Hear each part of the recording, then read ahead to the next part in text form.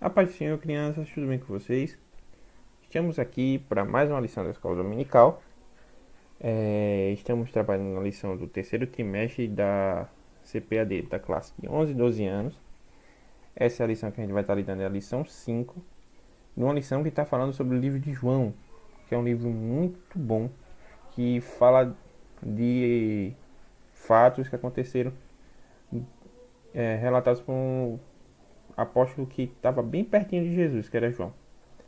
E esse livro tem muito para a gente aprender, muito para Deus ensinar para a gente através desse livro. E hoje a gente vai estar estudando sobre a história que está lá em João 4, que é Jesus e a mulher samaritana.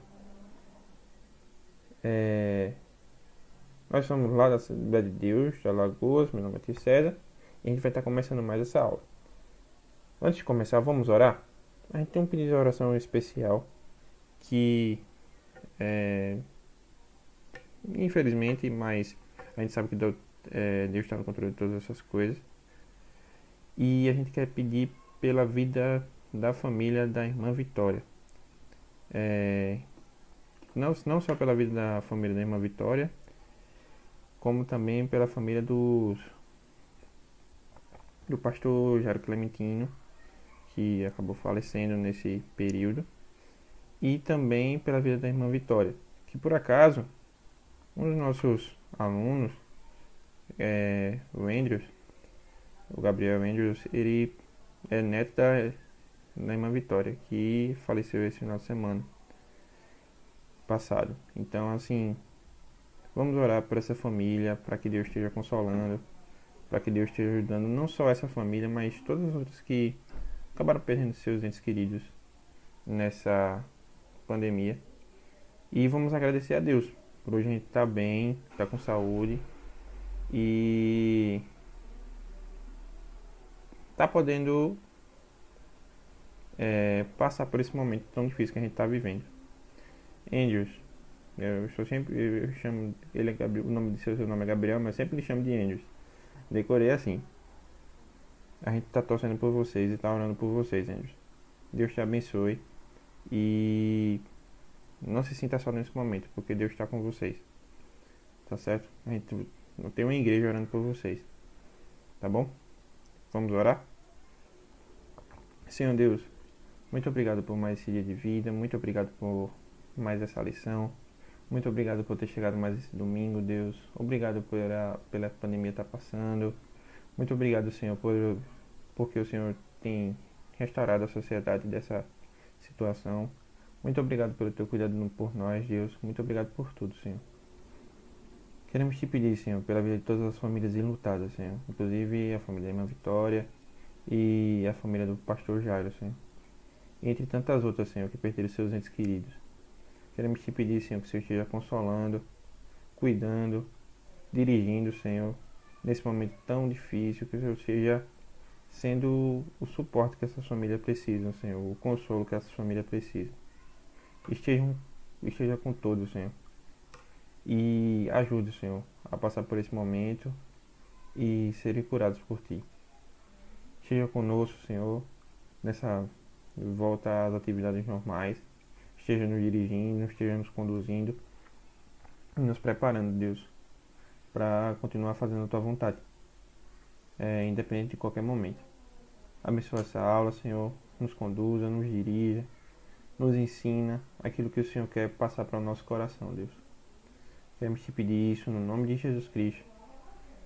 E é no nome dele que já te agradecemos também. Amém. Vamos começar? Vamos lá. Essa lição, ela é dividida em 3 partes. Primeiro, ela vai falar do primeiro contato entre Jesus e a mulher samaritana. E a gente vai entender por que esse acontecimento era tão inusitado na época. Depois, Jesus vai falar sobre uma água viva. E ele vai falar sobre a necessidade que a gente tem dessa água viva e dessa água diferente. Então a gente vai falar sobre uma sede diferente. E a gente também vai falar sobre o conceito de verdadeira adoração, que é a adoração para Jesus. E ele vai explicar para a mulher samaritana isso. Então, essa lição é muito legal para a gente entender coisas muito importantes para a vida cristã. Vamos começar lendo o começo da história. Essa história está lá em João, capítulo 4, versículos do 1 ao 26. Continua até o 40 e pouquinho. Mas hoje é que a gente vai abordar até o 26. Então, os fariseus ouviram falar que Jesus estava fazendo e batizando mais discípulos do que João. Embora não fosse Jesus quem batizasse, mas sim os seus discípulos. Mas os seus discípulos. Quando o Senhor ficou sabendo disso, saiu da Judéia e voltou uma vez mais a Galiléia. Era-lhe necessário passar por Samaria. Assim, chegou a uma cidade de Samaria, chamada Sicar, perto da terra que Jacó dera a seu filho José. Havia ali o poço de Jacó. Vamos lá. Jesus, ele estava sendo muito observado e criticado pelos fariseus, que era um grupo religioso na época muito conservador, muito protetor da lei e de bons costumes, como eles chamavam. Mas eles também estavam batendo de frente com o Filho de Deus. Imagina aí, quem defendia a palavra de Deus, quem defendia o bom andamento do povo de Deus, eram as mesmas pessoas que estavam indo contra Jesus. Como isso é assim, como isso é tão antagônico assim, tão diferente. E essas pessoas começavam a observar Jesus, procurar nele algum erro. E não sei se nessa época ainda, quer dizer, na verdade, não sei se nessa época já eles estavam planejando matar Jesus. Mas eles já estavam de olho em Jesus e estavam percebendo que o ministério de Jesus já estava crescendo.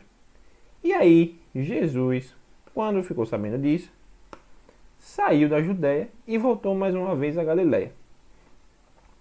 Então, Jesus, com certeza dirigido pelo Espírito Santo, voltou para Galiléia, mas era-lhe necessário passar por Samaria.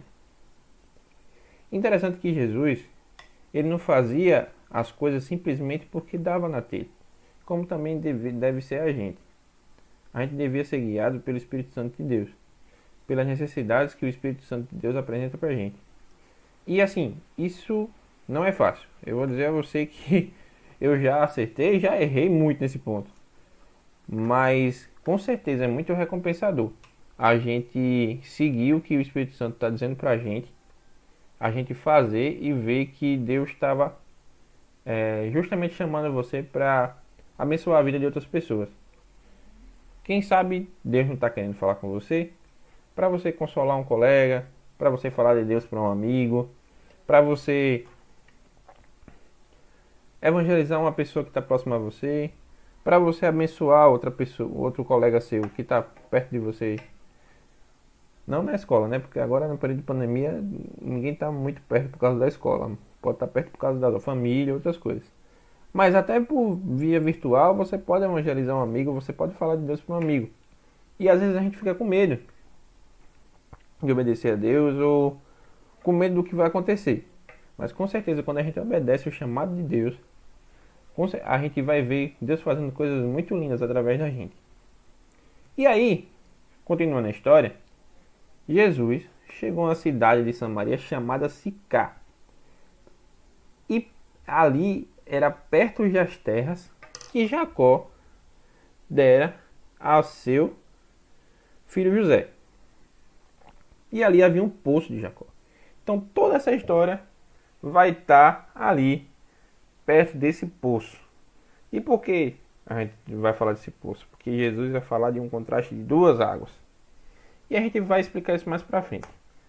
Mas vamos continuar a história que a gente vai entendendo que é onde a gente vai chegar. Jesus, cansado de viagem, sentou-se à beira do poço E isso se deu por volta de meio-dia. Nisso, veio uma mulher samaritana tirar água. Disse-lhe Jesus: dê-me um pouco de água. Agora lembrando, os seus discípulos tinham ido à cidade para comprar comida. Esse é um detalhe importante, depois eu vou explicar. A mulher samaritana lhe perguntou: como o Senhor, sendo judeu, pede a mim, uma samaritana, água para beber? Pois os judeus não se davam bem com os samaritanos. Então, vamos entender bem esse trechinho aqui. Jesus, ele pede para a samaritana lhe dar um pouco de água. Só que isso acontece por volta de meio-dia. Geralmente as pessoas iam para o poço no final da tarde, mas essa samaritana estava indo para o poço no meio-dia. E o que isso quer dizer? A samaritana não ia geralmente no horário onde as outras pessoas iam tirar água do poço. E isso vai ser importante para a gente entender algumas coisas lá na frente. Tá certo? Vamos lá. Jesus pediu: dê-me um pouco de água. E a mulher samaritana lhe perguntou: como o Senhor, sendo judeu, pede a mim, uma samaritana, água para beber? Pois os judeus não se dão bem com os samaritanos. Agora me diga uma coisa: por que os judeus não se davam bem com os samaritanos? Então, por que essa questão de a samaritana levantar o fato de Jesus estar falando com ela, sendo ela samaritana e Jesus judeu? O que acontece? Existiam dois reinos aqui nessa região. Na verdade, duas regiões específicas, não podemos considerar assim um reino. Mas existia a região da Judéia e a região de Samaria. Outras regiões ao redor, Jesus também pregou para elas, que era Pérea, Decápolis, Taconide e a própria Galileia, que foi um dos palcos do ministério de Jesus. Bem claro. E assim que acontece. Samaria era uma região de Israel. Lembrando que toda essa região aqui, Taconide, Decápolis, Pérea, Judéia, Samaria e Galileia, eram regiões de Israel que foram sendo desmembradas com o tempo. Por causa da desobediência do povo, o povo começou a se desviar, se afastar dos caminhos do Senhor, e Deus permitiu que essas regiões fossem desmembradas e entregues a outros reinos. O que acontece? Num desses desmembramentos, Samaria foi entregue por Deus ao reino da Síria. Samaria já estava desviada, já estava adorando outros deuses, e a Síria tomou essa região e fez uma troca de povos. Ou seja, o povo que morava aqui foi morar em outros lugares, uma boa parte desse povo, e o povo de outro lugar veio morar aqui. E isso fez uma miscigenação de tanto pessoas, como de cultura, como de religião. E essa mistura de religião aqui, que levava o povo de Samaria a adorar outros deuses, era odiosa para o povo da Judéia. Na verdade, adorar outros deuses é uma coisa que Deus odeia mesmo. Adorar outras pessoas, buscar confiar em outras pessoas que não sejam Deus, confiar como Deus, tá? Ou pôr sua esperança mesmo nessa pessoa que não seja Deus, Deus odeia mesmo. Só que o povo de Jerusalém começou a ter aversão e uma certa repulsa ao povo de Samaria. E a repulsa era tão grande entre esses dois povos que os judeus evitavam passar por Samaria para ir para outras partes aqui do norte do mapa, como a Galiléia, Traconide, Decápolis e tudo mais. Geralmente eles passavam pelo Jordão ou até atravessavam o Jordão para poder ir para, por exemplo, Galiléia, que era um trajeto que Jesus fazia muito. E o que acontece? Samaria também criou também uma versão muito grande para o povo judeu. Isso gerava muito atrito o tempo todo. Esse povo vivia discutindo religião, e os judeus consideravam os samaritanos impuros, os samaritanos consideravam os judeus, não sei exatamente como é que os samaritanos, só queria dizer que eles tinham muita raiva do povo judeu. também. E isso gerou um atrito tão grande que nessa conversa, que reflete nessa conversa que Jesus teve com a samaritana. Olha o que ela disse. Como, Senhor, sendo judeu, pede a mim, uma samaritana, para beber água? Além da diferença de Jesus ser judeu, porque ele nasceu em Belém, apesar de ter vivido muito tempo em Nazaré e morar em Cafarnaum. Então Jesus, ele era judeu de Belém de nascimento, mas ele vivia na Galileia. Em uma boa parte do tempo, né? E por isso que existia essa diferença. Jesus judeu e a mulher samaritana. E além disso, os homens naquela época não costumavam falar com as mulheres em público. Nem o esposo costumava falar com a esposa em público na época. Então, a conversa de Jesus, que Jesus puxou com a samaritana, foi muito estranha para ela. Mas Jesus não estava nem aí, porque o que ele queria fazer era salvar a vida daquela samaritana. E muitas vezes a gente, como ser humano, a gente vai criando certos protocolos e certas repulsas, certos preconceitos mesmo. A gente cria preconceito com pessoas que a gente categoriza como pecador. Sabe? Dentro da igreja a gente sabe que tem essas divisõezinhas. Dentro da igreja ou até fora mesmo. A divisão entre pessoas de outras religiões ou pessoas que praticam certo tipo de pecado. E a gente cria esses rachas. Mas Jesus está mostrando aqui que para pegar o evangelho a gente precisa ultrapassar isso e amar as pessoas. A gente precisa amar as pessoas, mesmo elas sendo pecadoras, até porque a gente é pecador. A gente é pecador igual a elas. A palavra de Deus diz que não há um que peque. Se o próprio Jesus, que era perfeito, não tinha esse preconceito com pessoas de outros povos que eram considerados pecadores, quem é a gente para ter preconceito com alguma pessoa que comete algum tipo de pecado que as pessoas acham um pecadão, uma coisa séria? Na verdade, todos os pecados necessitamos da presença de Deus, do perdão de Deus e do amor de Deus. Então a gente precisa entender isso, que a gente não pode aceitar o pecado, não quer aceitar o erro, a gente não pode concordar com o erro, mas a gente precisa amar as pessoas. Entendida essa questão da Samaria, que precisa ficar bem clara para a gente entender a história, vamos voltar para o contexto que a gente está vivendo, que é a história da mulher samaritana. Olha o que Jesus respondeu, viu? A mulher samaritana tinha perguntado: como é que o Senhor, sendo judeu, pede a mim, uma mulher samaritana, água para beber?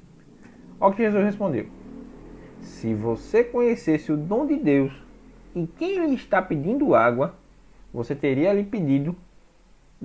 pedido, e ele lhe teria dado água viva. Aí a mulher perguntou: Senhor, o Senhor não tem nem com que tirar água e o poço é fundo. Onde pode conseguir essa água viva? Acaso o Senhor é maior do que o nosso pai Jacó, que nos deu o poço, do qual ele mesmo bebeu, bem como seus filhos e seu gado? Jesus respondeu: quem beber dessa água terá sede outra vez, mas quem beber da água que eu lhe der nunca mais terá sede. Pelo contrário, a água que lhe der se tornará nele uma fonte de água para jorrar para a vida eterna. Olha, Jesus estava tentando falar aqui de coisas espirituais para a mulher samaritana, mas ela ainda estava concentrada na coisa material, que era a água física. Jesus estava tentando mostrar que existia outro tipo de água e outro tipo de sede que precisava ser preenchido pelo ser humano. Mas a mulher ainda estava concentrada nas coisas que são daqui. E muitas vezes, minha gente, a gente é assim. Às vezes a gente é meio ceguinho, meio zaroia, a gente só consegue olhar pro chão. E a gente não consegue olhar pro alto. Sabe? A gente perde muita coisa de Deus Porque muitas vezes a gente se concentra tanto nas coisas desse mundo. E tanto na vida de vocês como na vida da gente mais velha. Na vida de vocês é estudo, escola, brincadeiras, jogos. E na vida da gente, que é um pouquinho mais velho, é trabalho, família, problemas que a gente enfrenta, estudos também, que a gente também não deixa de estudar. E a gente às vezes se concentra tanto nessas coisas que Deus fala pra gente tanta coisa boa, tanta coisa dele, que ele quer se revelar pra gente. E a gente não entende, porque a gente só tá ligado aqui, aqui, aqui, aqui, aqui. E a gente precisa parar todo dia para olhar para Deus. E como é que a gente olha para Deus? Através da leitura da palavra, da oração, do louvor, de ir para a igreja. A igreja já está aberta, tá certo? Quem quiser ir com seu pai, com sua mãe para a igreja, fica à vontade. A gente está aceitando 50% dos membros. Então, 50% dos membros não. 50% da capacidade das igrejas.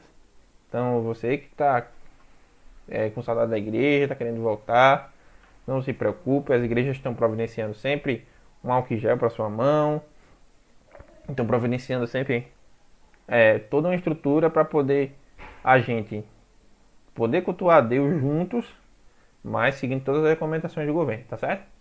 Então sinta-se à vontade para vir para a igreja. E aí a gente precisa tirar esse tempo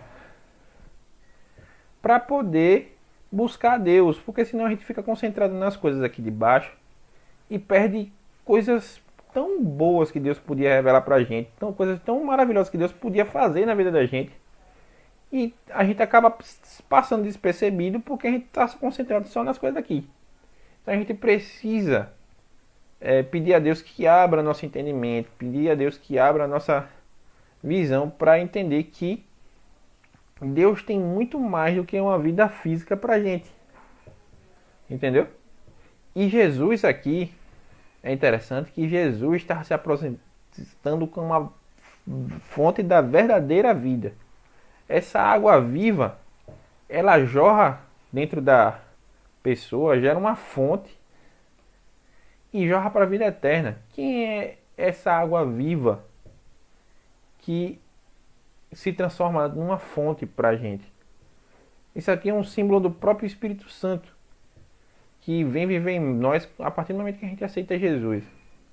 O Espírito Santo é um ser fantástico que consola a gente quando a gente está precisando de ajuda, nos mostra o caminho que a gente deve seguir. Ele nos dá força para poder vencer nossos erros, nossos pecados e continuar lutando para chegar mais perto de Deus. E ele supre essa necessidade da gente de Deus. Porque a gente tem um vazio, como já disse um escritor, a gente tem um vazio dentro da gente que é do tamanho de Deus. Só Deus pode sustentar, só Deus pode preencher esse vazio que a gente tem dentro de nós. Então,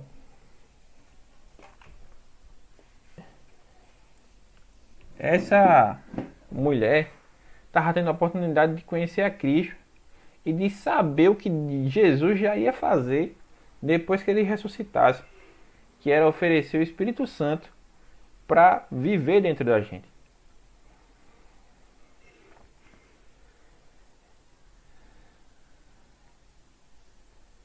Aí a mulher se interessou e ela disse: Senhor, me dê dessa água para que eu não tenha mais sede nem precise voltar para aqui para ter água. Olha, ainda ela estava focada no terreno, no que ela estava vendo, no físico. Ela não estava focada no espiritual.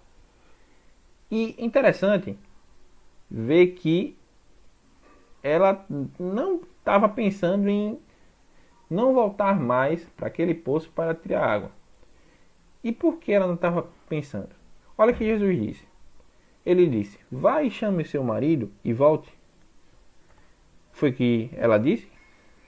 Não tenho marido, respondeu ela. Disse-lhe Jesus: você falou corretamente, dizendo que não tem marido. O fato é que você já teve 5, e o homem com quem vive com quem agora vive não é seu marido. O que você acabou de dizer é verdade. E a mulher disse: Senhor, vejo que é profeta. Sabe, quando a gente está se aproximando de Jesus, se a gente quer se aprofundar no conhecimento com Ele e quer viver coisas novas com Ele, a gente tem que aprender a reconhecer nossos erros. E é uma coisa que é fundamental. A gente entender que a gente precisa confessar nossos erros para Deus.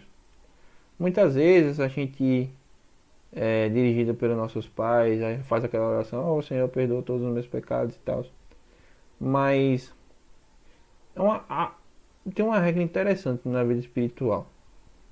Quanto mais você revela de você para Deus, apesar de Ele saber de tudo da sua vida, mais Ele se revela para você também.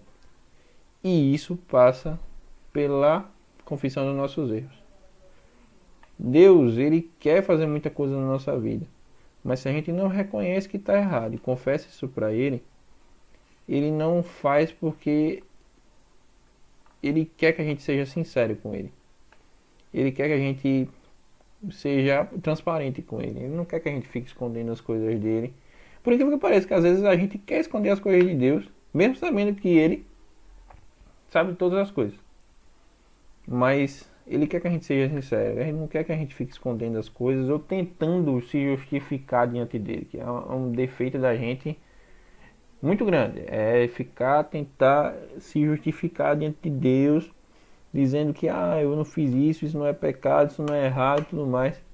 A partir do momento que a gente reconhece que a gente é errado, que a gente é pecador, isso dá a Deus a oportunidade de perdoar nossos pecados, porque a partir do momento que a gente confessa e deixa a gente alcançar misericórdia, e a gente pode conhecer mais de Deus a partir disso. Então, não se esconda de Deus. Confesse para Deus o que você tem feito de errado. E fale tudo. Eu tenho esse costume de dar esse conselho. Fale tudo, não diga assim: Senhor, eu pequei nisso, ponto. Mas fale, confesse a Deus tudo o que aconteceu. A gente às vezes fica até constrangido mesmo de falar essas coisas. Mas confesse a Deus tudo que você fez de errado, que Deus está disposto a lhe perdoar. E quando você confessa desse jeito, pode ter certeza que uma das coisas primeiras que a gente sente quando a gente pede perdão a Deus, que a gente confessa tudo na mão dele, é o alívio de saber que nossos pecados estão perdoados. O próprio Espírito Santo traz esse alívio para a gente. Então que a gente possa ser sincero diante de Deus, porque Ele quer que a gente seja assim, e só assim a gente pode conhecer mais dele também. Interessante, só uma curiosidade, eu não sei se vocês conhecem a origem da palavra sincero. Sincero vem do grego, que significa sincera. Mas do grego é do latim, minha gente, não sei dizer direito não. Mas esse sincero, o que é que significava? Quando um artista estava construindo uma obra, geralmente uma escultura, ele construía a escultura muitas vezes sobre a pedra bruta mesmo. Então era um negócio bem meticuloso, porque você não podia quebrar a pedra de todo jeito, você não podia esculpir a pedra de todo jeito, senão ela quebrava.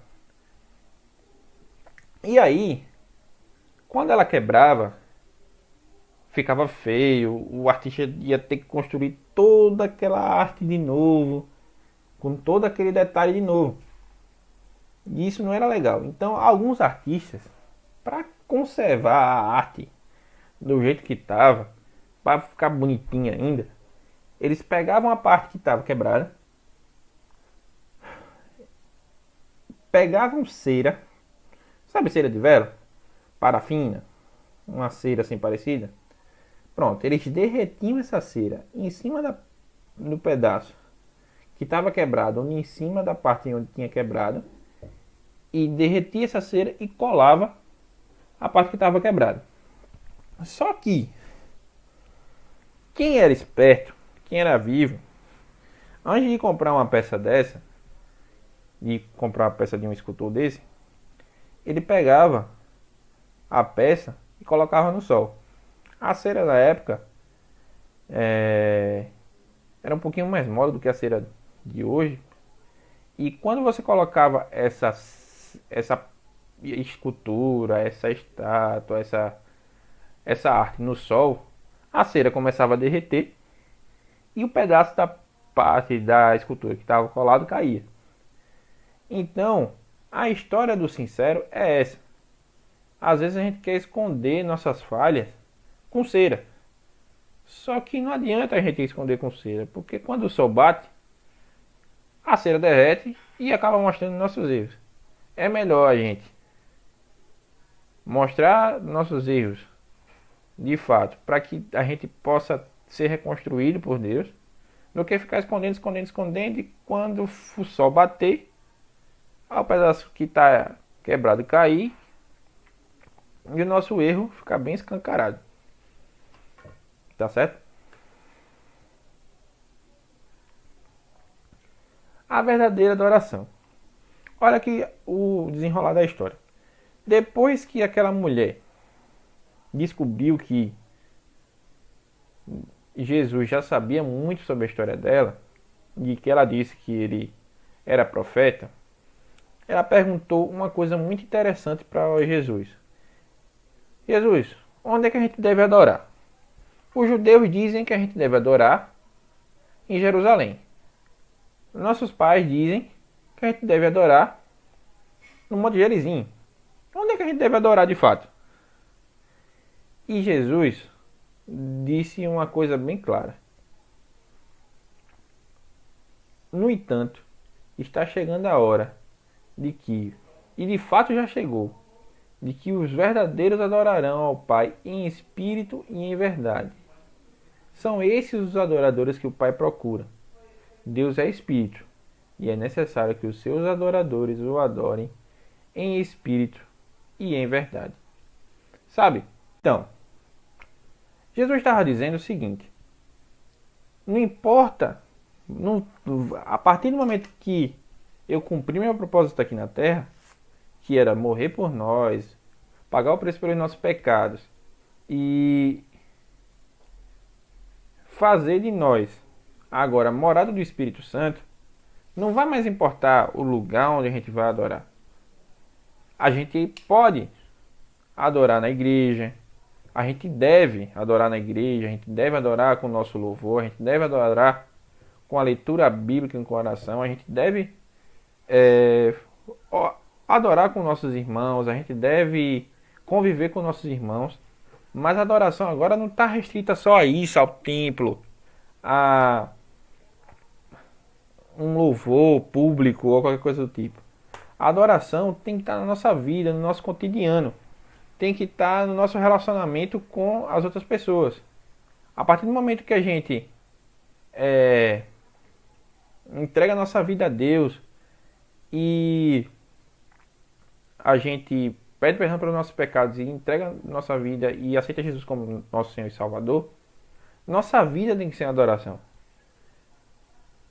A gente precisa não só se consagrar para ir para a igreja, não só se consagrar para louvar ou qualquer coisa do tipo, mas a gente precisa adorar com nossa vida inteira. Nossa vida inteira deve ser um culto a Deus, um louvor para Deus, sabe? E isso é um desafio para todo cristão, porque a gente precisa manter a nossa palavra, o nosso cristianismo em todo o tempo. E Deus quer que a gente seja santo, a gente quer que a gente seja puro. A gente é pecador, a gente é falho, a gente de vez em quando pisa na bola mesmo. Mas Deus quer que a gente seja sincero com Ele, mostrando nossas fraquezas, nossas coisas ruins que surgem no nosso coração e até nossos pecados.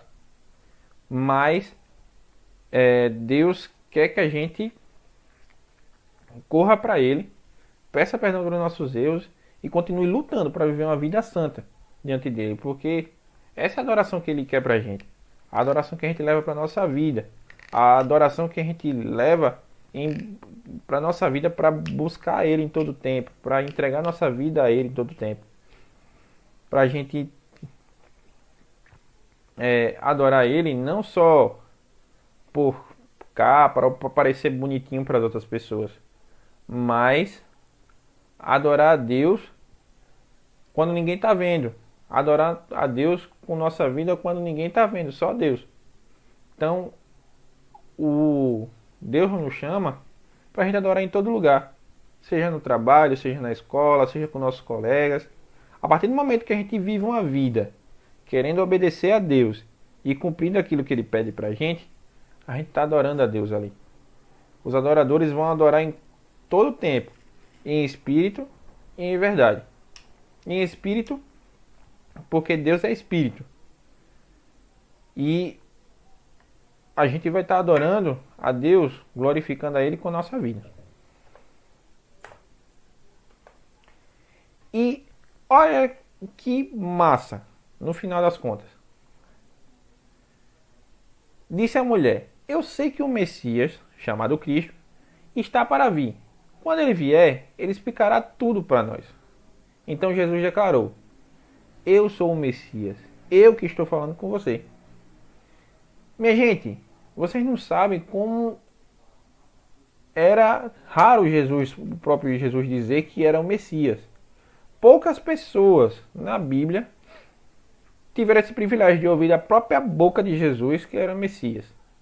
Eu me lembro de dois agora, que é Pedro, que disse que Jesus era Messias e Jesus confirmou, dizendo que ele mesmo era o Messias, e o cego que foi curado de nascença, que depois do encontro que ele teve com os fariseus, mostrando que ele estava curado, Jesus foi se encontrar com ele de novo, e o próprio Jesus disse que ele era o Messias. Então, assim, são momentos muito raros. E Jesus fez questão de mostrar isso para uma pessoa que era considerada rejeitada na época pelos judeus, pelo povo de Deus. Sabe? Interessante a gente perceber que a nossa sinceridade e a nossa vontade de buscar a Deus, ou seja, a nossa sinceridade e a sede que a gente tem de Deus é que leva a Deus se revelar mais pra gente. Sabe? Essa mulher passou por algumas fases, que era olhar mais para as coisas espirituais em vez das coisas físicas, depois confessar seus erros e deixar Deus ciente, ou não esconder de Deus os seus pecados, e mostrar desejo de conhecer a Deus. Esses são 3 passos básicos para a gente se aproximar de Deus. E quando a gente faz isso, Deus revela coisas maravilhosas para a gente. Não só que Ele é o Messias, e isso é uma grande revelação, mas Deus revela coisas sobre Ele que são maravilhosas, coisas que só pessoas que realmente tentam deixar o seu ego de lado, seu orgulho de lado, e se quebrantam e se humilham diante de Deus, recebem esse tipo de revelação. Então, mesmo você se sentindo mal, um pecador, miserável diante de Deus, e todos nós somos pecadores miseráveis diante de Deus, mas a partir do momento que a gente deixa de olhar para as coisas desse mundo e busca olhar para Deus, para as coisas espirituais, e é sincero com Deus com relação à nossa natureza, quem a gente é, o que a gente faz, e busca Ele de todo o coração, Ele se revela para a gente de forma maravilhosa.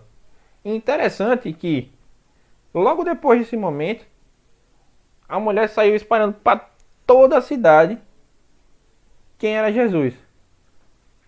Ela saiu: olha, Ele revelou toda a minha vida, será que é o Messias? E ela convidou toda aquela cidade para Jesus. Interessante que, depois desse momento de restauração, ela já foi logo evangelizar.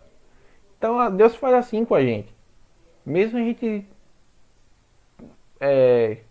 você que está afastado dos caminhos do Senhor, você que está vivendo uma vida que você sabe que não está vivendo, deveria estar vivendo, se você fizer o que essa mulher fez, você pode ser restaurado ainda hoje.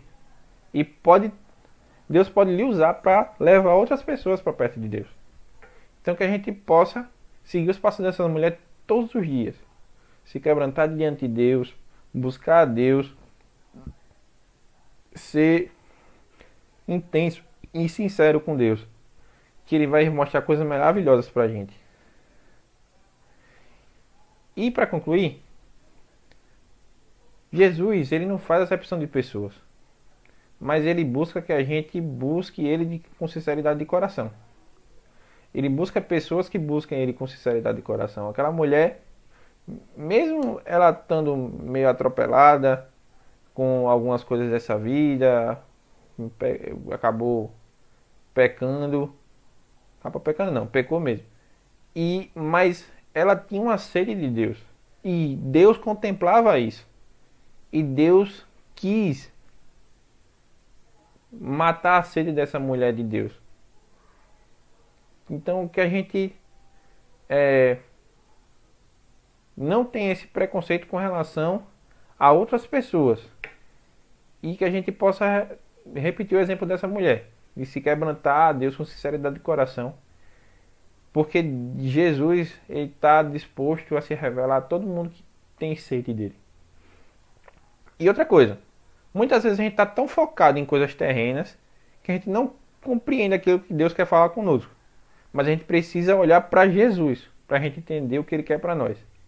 Então que a gente possa tirar o olho, o foco das coisas que são daqui. E prestar mais atenção nas coisas que são de cima, no céu, em Deus, na sua palavra, nas suas promessas. Para a gente entender o que Deus quer para nós. E, como Jesus, a gente precisa buscar os perdidos.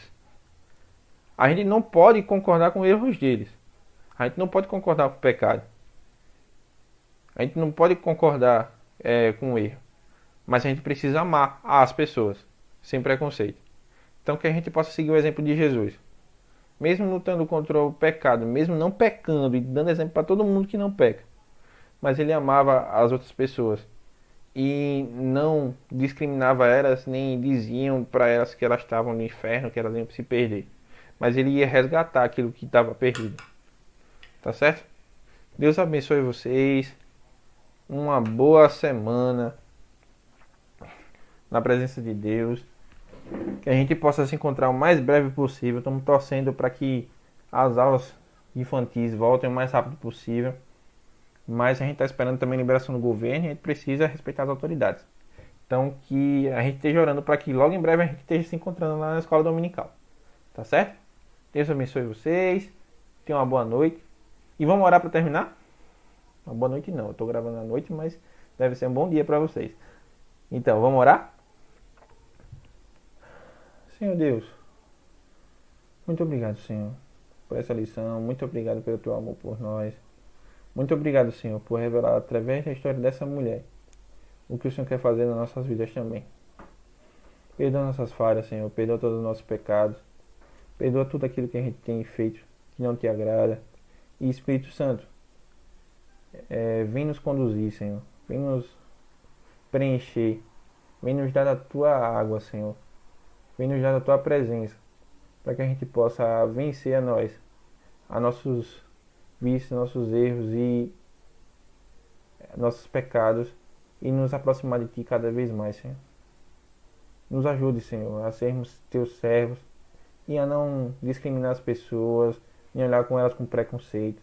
Mas nos ajuda a amar todas as pessoas que estão ao nosso redor, como filhos teus, Senhor, para que a gente possa levar essas pessoas mais para perto de ti. No nome de Jesus Cristo, Senhor, que te pedimos essas coisas. Amém.